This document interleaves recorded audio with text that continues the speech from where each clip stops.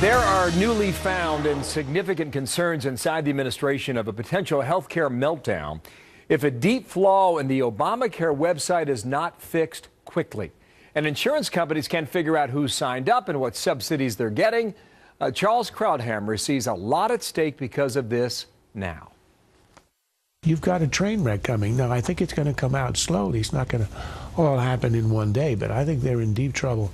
And the deadline is mid-March. If they don't have this in place at mid-March, then there's going to be all hell's going to break loose. All right, so Stephen Hayes, senior writer, Weekly Standard, Fox News contributor, and good morning to you, Stephen. You were on a special report with Charles when he made that comment. Back up just a little bit.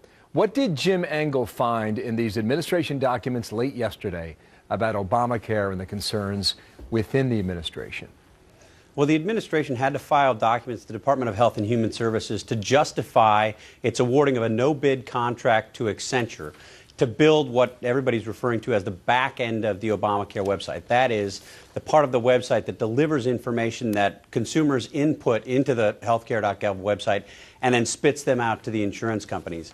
CGI, the company that had been responsible for building that, hadn't done an adequate job. You had congressional testimony last week that the back end isn't still built at this date. So in submitting these documents to justify the awarding of a no-bid contract, the administration made some pretty stark claims about the status of the health care law, saying, in effect, the health care reform program in total could be jeopardized if the back end isn't built soon enough. Adopting the language of its critics. Just reading a quote here, the entire health insurance industry at risk, potentially leading to the default and disrupting continued services and coverage to consumers. Now, you say it's a big deal the administration is acknowledging this.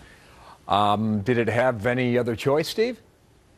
Well, it's been trying to avoid acknowledging this for some months now. I mean, it's not a surprise to anybody in the administration that the back end hasn't been built. I mean, we've known that. We've had that in congressional testimony now for several months. But the administration, at least in public, has been engaged in what I would call happy talk. You know, whether it's Kathleen Sebelius saying everything's fine, more people have health security now, whether it's testimony in front of Congress pretending that things are going swimmingly, whether it's Jay Carney at the podium at the White House.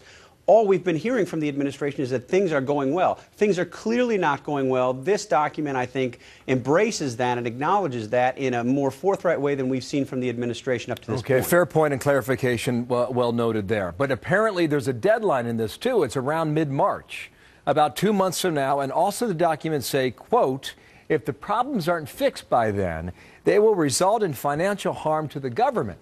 Jay Carney was asked about this, and he pretty much sidestepped it, right? Said, I had not seen the documents, don't know about that report. Does he now?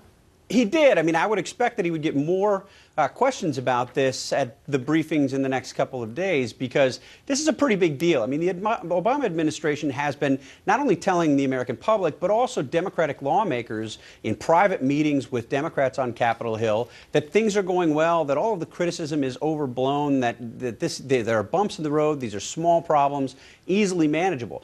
In effect, what the administration is saying in these documents is precisely the opposite, and is really sounding an alarm that without major changes, without the building of this back end of the website and the effective use of the back end of the website, this whole reform could be in jeopardy. You haven't heard that from the administration. Now, they keep mentioning the back end. That has not been built yet.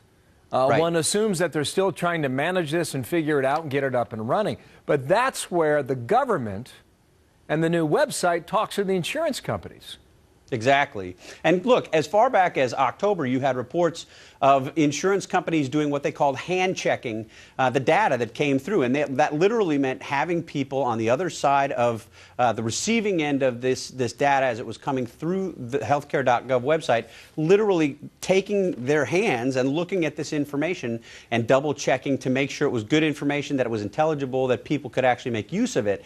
That was fine when you were talking about a universe of a couple hundred enrollments or potential enrollments per week, but that universe is much larger now, it's impractical to think that you can continue to hand check. One more point here. I'm sorry, I'm running out of time here, but Krauthammer, you just heard him say you've got a train wreck coming here in the short time we have left. Is there any indication now that they can get this right before mid-March? Well, if I were a betting man, I certainly wouldn't put much money on them getting it right before mid-March. They're obviously coming up with ways to sort of paper over the problem. They've now brought in Accenture to really help solve the problem, but you're talking about building this, in effect, from the beginning in a period of just a couple months. That is a tall order. All right, Stephen, thank you. We'll see if Jim Angle Thanks, gets Bill. his hands on anything else today. Appreciate your time out of Washington, Martha. You bet.